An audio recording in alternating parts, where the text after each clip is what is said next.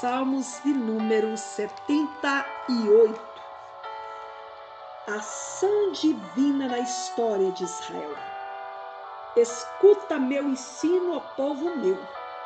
Presta atenção às palavras da minha boca. Em parábolas abrirei a minha boca, proferirei enigmas do passado. O que ouvimos e aprendemos? O que os pais nos contaram? Não o ocultaremos aos filhos.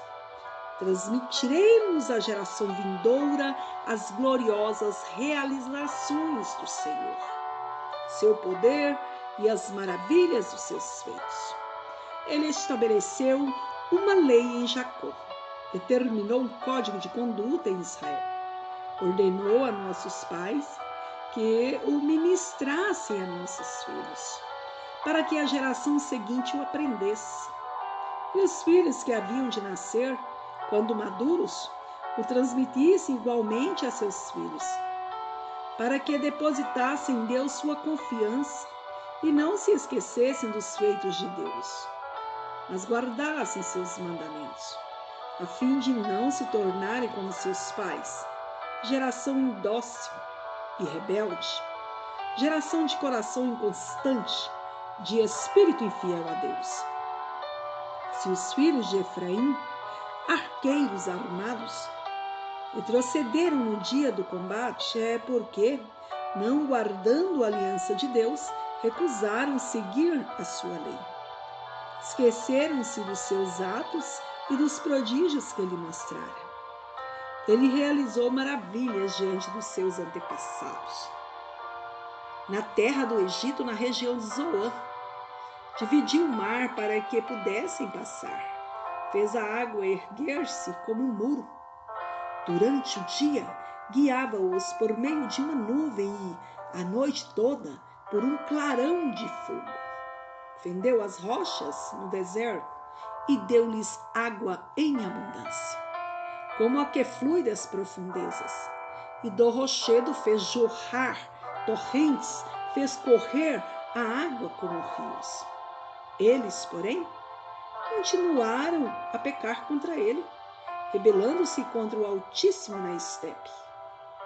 Em seu coração tentaram a Deus, exigindo alimento mais apetitoso ao seu paladar. Exclamaram contra o Senhor, questionando: será Deus capaz de servir-nos à mesa no deserto? É verdade. Ele bateu na rocha e eis que brotou água e jorraram torrentes. Mas poderá também fornecer pão e prover de carne seu povo? Portanto, ao ouvir tais queixas do povo, enfureceu-se e com fogo atacou a Jacó. Sua ira se levantou contra Israel, pois eles não creram em Deus, nem confiaram no seu poder salvador. Deu ordem às nuvens do alto e abriu as comportas do céu. Deixou chover maná sobre o povo para que se alimentassem. Deu-lhes trigo do céu. Cada pessoa se alimentou do pão dos anjos.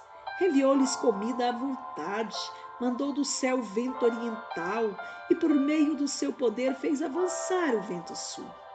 Então fez chover carne sobre eles como grãos de areia, bandos de aves como areia da praia. Levou-as a cair dentro do acampamento, ao redor de suas tendas. Comeram até se fartarem, assim ele satisfez o desejo do coração deles. Contudo, antes de saciarem o apetite, quando ainda mastigavam a comida que lhes restava na boca, desencadeou-se a ira de Deus contra aquele povo, semeando a morte entre os mais valentes, abatendo os jovens de Israel. Apesar disso, continuaram pecando, não creram nos seus milagres. Por isso, ele encerrou os dias deles como um sopro e os anos deles em repentino pavor. Sempre que Deus os castigava com morte, eles o buscavam, com fervor se voltavam de novo para ele. Recordavam que Deus era a sua rocha, que era o seu Redentor, o Deus Altíssimo. com a boca tentavam enganá-lo, mentiam-lhe com a língua, de coração inconstante para com ele, não eram fiéis à sua aliança. Entretanto, porque era misericordioso, perdoava a culpa deles, a fim de que não fosse necessário que os destruísse. Muitas vezes reprimiu sua cólera santa e não acendeu todo o seu furor. Recordando-se de que eram seres frágeis e meros mortais, brisas passageiras que não retornam. Quantas vezes se mostraram rebeldes contra ele no deserto e o entristeceram na terra solitária? Quantas vezes puseram Deus à prova e irritaram profundamente o Santo de Israel? Não se lembravam da sua mão poderosa, do dia em que os redimiu do opressor, do dia em que revelou as suas maravilhas no Egito, os seus milagres na região de Zoan, quando transformou os rios e os riachos dos egípcios em sangue e eles não mais conseguiram beber das suas próprias águas. E mandou enxames de moscas que os molestaram e rãs que os devastaram. Quando entregou suas plantações às larvas, a produção da terra aos gafanhotos, que destruiu as suas vinhas com a saraiva e as suas figueiras bravas com a geada, quando entregou o gado deles ao granizo, os seus rebanhos aos raios, quando os atingiu com sua ira ardente, com furor, indignação e hostilidade, com muitos anjos destruidores. Abriu caminho para sua ira, não poupou da morte suas almas, mas entregou suas vidas à peste. Feriu todos os primogênitos do Egito, as primícias da virilidade nas tendas de Cã. Fez partir seu povo como rebanho e os conduziu como ovelhas pelo deserto. Guiou-os com segurança, sem temores, enquanto o mar cobria os inimigos. Fê-los entrar em seu domínio sagrado até a montanha que sua destra conquistara. Diante deles expulsou nações e, por sorteio, repartindo o patrimônio, instalou em suas tendas as tribos de Israel.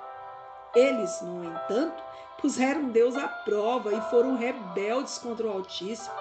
Não obedeceram suas prescrições, desertaram e, como seus pais, o atraiçoaram, envergonhando-se como arco frouxo. Em seus altares idólatras, eles o irritaram tremendamente. Com seus ídolos lhe provocaram ciúmes. Deus ouviu e se indignou. Com veemência repudiou Israel. Abandonou o tabernáculo de Siló, a tenda onde fazia morada entre os homens. Entregou o símbolo do seu poder ao cativeiro e seu esplendor nas mãos do opressor. Abandonou a espada, seu povo, irritado contra a herança. O fogo devorou os jovens e as donzelas não tiveram canto nupcial. Os sacerdotes tombaram sobre a espada e não os prantearam as viúvas. Então, como de sonolência, despertou o Senhor como um guerreiro aturdido pelo vinho e golpeou os inimigos pelas costas, infligindo-lhes infâmia eterna. Descartou a tenda de José, preteriu a tribo de Efraim, escolheu a tribo de Judá, o monte Sião que ele amava. Construiu seu santuário como no alto céu, como a terra que consolidou para sempre. Escolheu Davi, seu servo, tirando-o dos apriscos do rebanho, do cuidado das ovelhas, seu povo, Israel, sua herança. E ele os pastoreava com coração irrepreensível e, com a perícia de suas mãos, os conduzia.